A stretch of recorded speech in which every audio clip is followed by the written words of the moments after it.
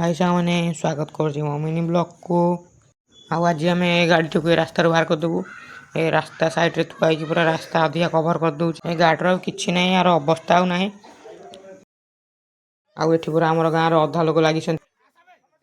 आउ एठी केते कष्टर पर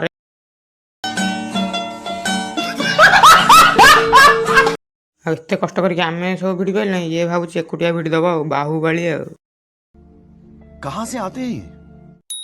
आउ फाइनाली आम गाड़ी को उठेलु। ये देख पूरा केते जगह कवर कर रखी था। गाड़ी टी को आनी आम रास्ता साइड बार रे साइड करदेलु। आउ चारटार आम सब आसरी आम क्लब टी जोग करने। आउ एठी आम बड़ भाई सब आमको शिखौछंती।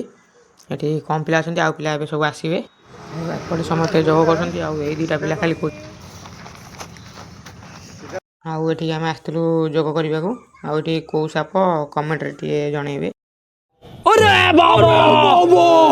आउ एठी सब पिला बसी करछंती। मु एठी नै काहेकि ना मु एठी वीडियो करूची।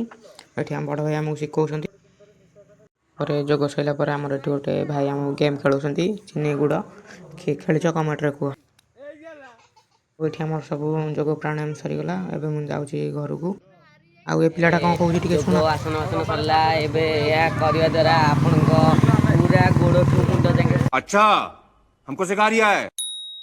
इन बात मु पूर्ण आपनको तो समुदा